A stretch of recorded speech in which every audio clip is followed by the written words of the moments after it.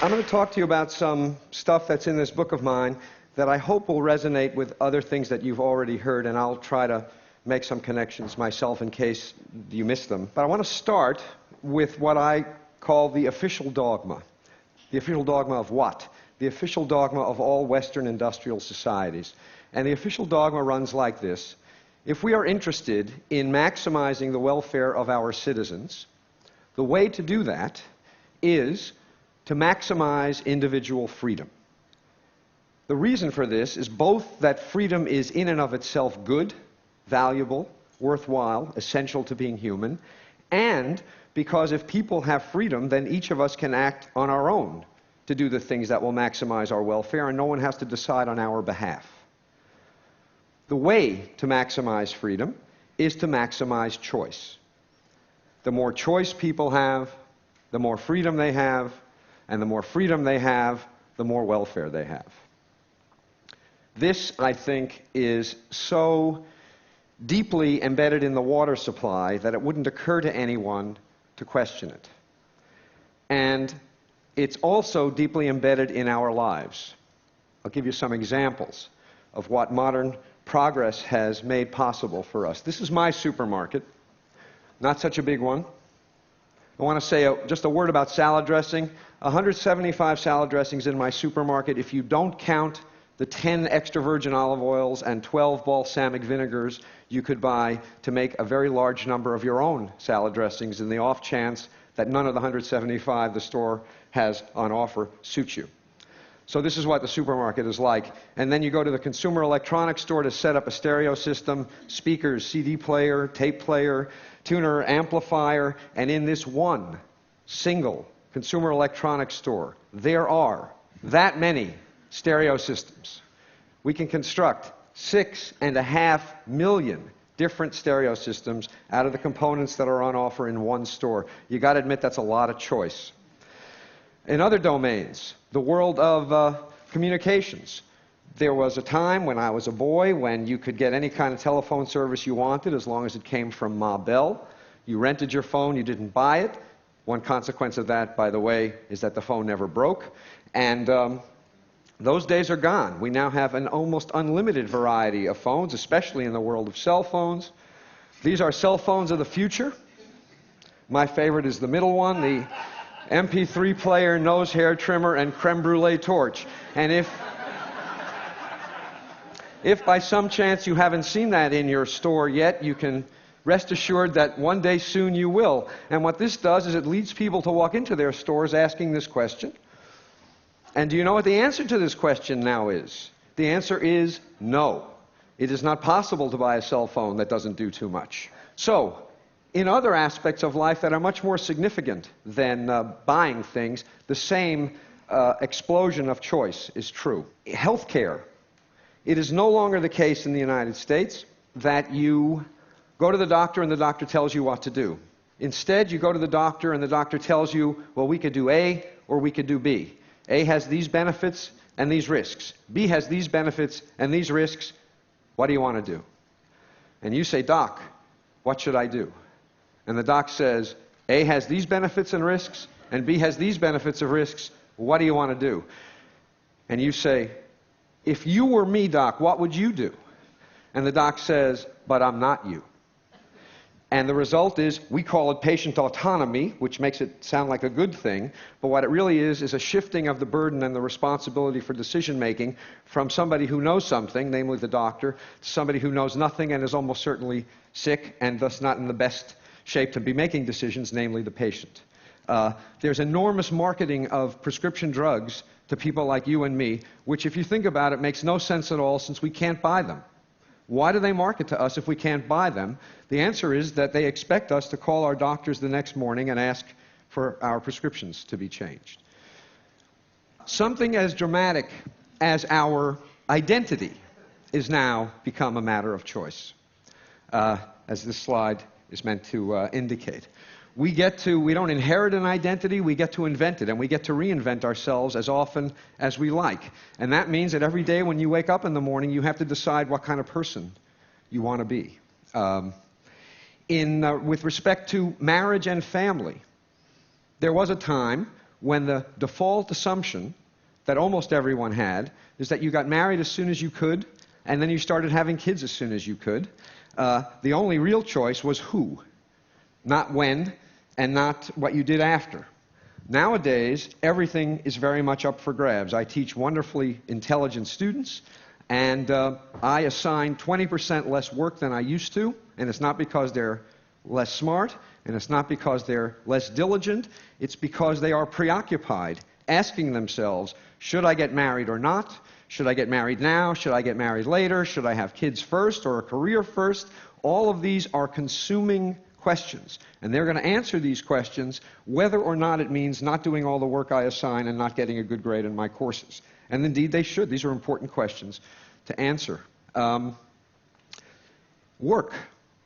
We are blessed, as Carl was pointing out, with the technology that enables us to work every minute of every day from any place on the planet, except the Randolph Hotel.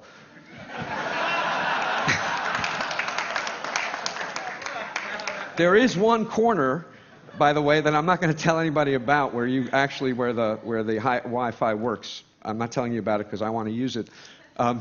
So what this means, this incredible freedom of choice we have with respect to work, is that we have to make a decision again and again and again about whether we should or shouldn't be working.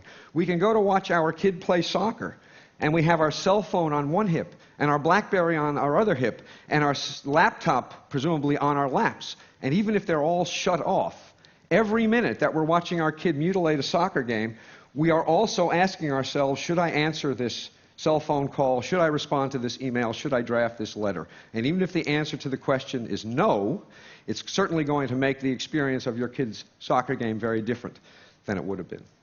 So everywhere we look, big things and small things, material things and lifestyle things, life is a matter of choice. And the world we used to live in looked like this. That is to say, there were some choices, but not everything was a matter of choice. And the world we now live in looks like this. And the question is this good news or bad news?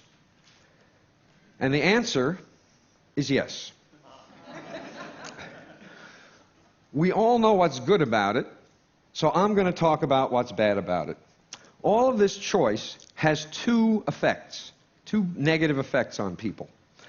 One effect, paradoxically, is that it produces paralysis rather than liberation. With so many options to choose from, people find it very difficult to choose at all. I'll give you one very dramatic example of this, a study that was done of investments in voluntary retirement plans. A colleague of mine got access to investment records from Vanguard, the gigantic mutual fund company of about 1 million employees in about 2,000 different workplaces. And what she found is that for every 10 mutual funds the employer offered, rate of participation went down 2%. You offer 50 funds, 10% fewer employees participate than if you only offer 5. Why? Because with 50 funds to choose from, it's so damn hard to decide which fund to choose that you'll just put it off till tomorrow, and then tomorrow, and then tomorrow, and tomorrow, and tomorrow, and of course tomorrow never comes. Understand that not only does this mean that people are going to have to eat dog food when they retire because they don't have enough money put away, it also means that making the decision is so hard that they pass up significant matching money from the employer. By not participating, they are passing up as much as $5,000 a year from the employer, who would happily match their contribution. So paralysis is a consequence of having too many choices, and I think it makes the world look like this.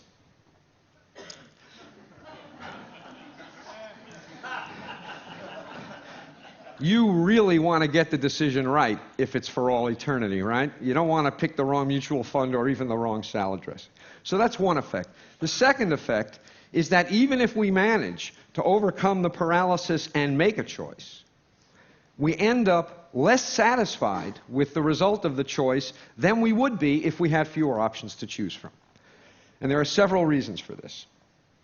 One of them is that with a lot of different salad dressings to choose from, if you buy one and it's not perfect, and you know what salad dressing is, It's easy to imagine that you could have made a different choice that would have been better. And what happens is this imagined alternative induces you to regret the decision you made, and this regret subtracts from the satisfaction you get out of the decision you made, even if it was a good decision. The more options there are, the easier it is to regret anything at all that is disappointing about the option that you chose. Second, what economists call opportunity costs. Dan Gilbert made a big point this morning of talking about how much the way in which we value things depends on what we compare them to. Well, when there are lots of alternatives to consider, it is easy to imagine the attractive features of alternatives that you reject that make you less satisfied with the alternative that you've chosen. Here's an example. For those of you who aren't New Yorkers, I apologize. But here's what you're supposed to be thinking. Here's this couple on the Hamptons. Very expensive real estate, gorgeous beach, beautiful day. They have it all to themselves. What could be better? Well, damn it, this guy is thinking, it's August. Everybody in my Manhattan neighborhood is away. I could be parking right in front of my building. And he spends 2 weeks nagged by the idea that he is missing the opportunity day after day to have a great parking space. Opportunity costs subtract from the satisfaction we get out of what we choose, even when what we choose is terrific. And the more options there are to consider, the more attractive features of these options are going to be reflected by us as opportunity costs. Here's another example. Now this cartoon makes a lot of points. It makes points about living in the moment as well, and probably about doing things slowly. But one point it makes is that whenever you're choosing one thing, you're choosing not to do other things, and those other things may have lots of attractive features, and it's going to make what you're doing less attractive. Third, escalation of expectations. This hit me when I went to replace my jeans. I wear jeans almost all the time. And there was a time when jeans came in one flavor, and you bought them, and they fit like crap, and they were incredibly uncomfortable, and if you wore them long enough and washed them enough times, they started to feel okay. So I went to replace my jeans after years and years of wearing these old ones, and I said, I want a pair of jeans, here's my size, and the shopkeeper said, do you want slim fit, easy fit, relaxed fit? You want button fly or zipper fly? You want stone washed or acid washed? Do you want them distressed? Do you want boot cut? Do you want tapered? Blah, blah, blah, on and on. He went. My jaw dropped. And after I recovered, I said, I want the kind that used to be the only kind.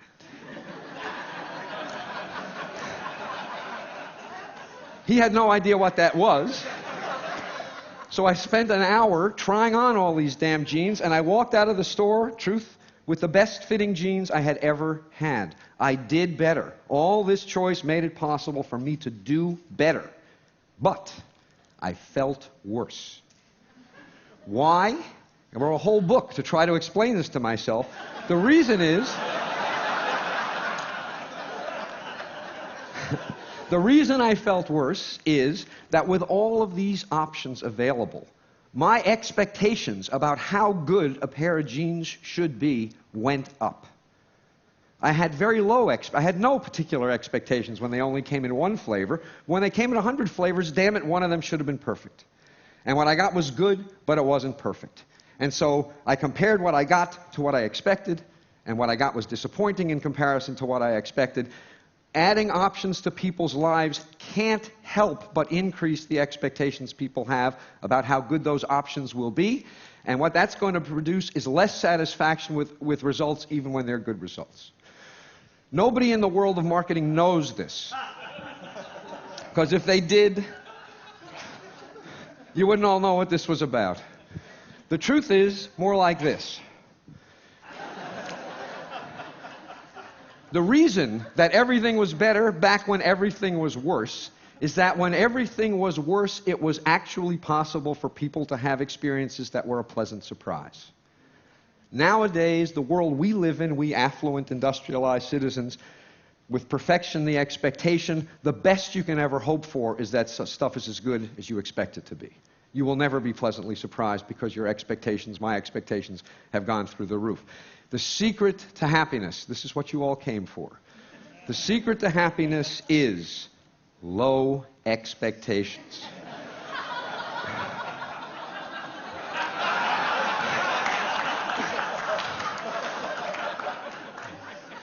I want to say just a little autobiographical moment that I actually am married to a wife, and she's really quite wonderful. I couldn't have done better.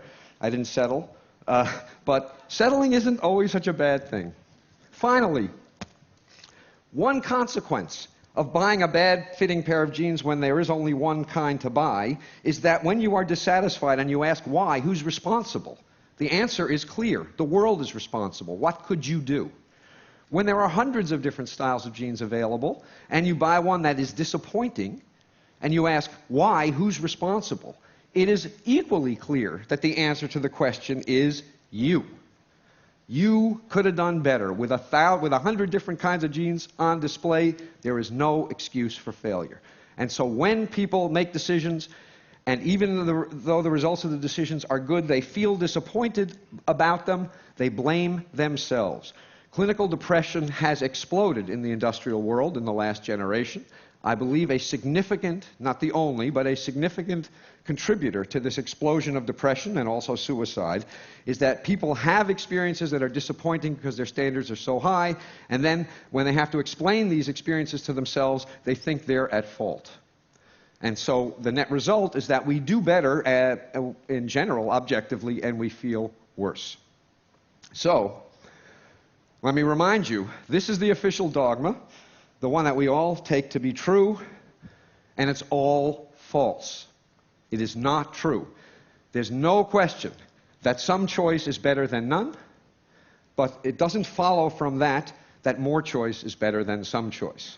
There's some magical amount, I don't know what it is. I'm pretty confident that we have long since passed the point where options improve our welfare. Now, as a policy matter, I'm almost done. As a policy matter, the thing to think about is this.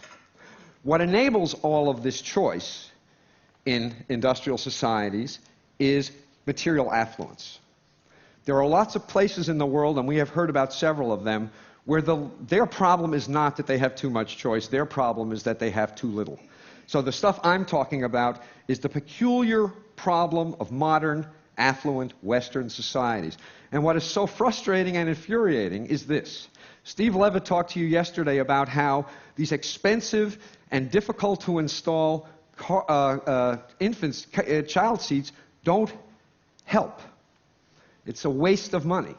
What I'm telling you is that these expensive, complicated choices, it's not simply that they don't help. They actually hurt. They actually make us worse off. If some of what enables people in our societies to make all of the choices we make were shifted to societies in which people have too few options, not only would those people's lives be improved, but ours would be improved also. This is what economists call a Pareto improving move. Income redistribution will make everyone better off, not just poor people, because of how all this excess choice plagues us.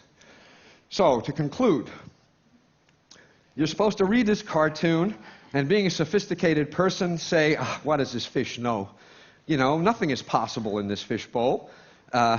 Impoverished imagination, a myopic view of the world, and that's the way I read it at first. The more I thought about it, however, the more I came to the view that this fish knows something. Because the truth of the matter is that if you shatter the fishbowl so that everything is possible, you don't have freedom, you have paralysis. If you shatter this fishbowl so that everything is possible, you decrease satisfaction. You increase paralysis and you decrease satisfaction. Everybody needs a fishbowl. This one is almost certainly too limited, perhaps even for the fish, certainly for us. But the absence of some metaphorical fishbowl is a recipe for misery and, I suspect, disaster. Thank you very much.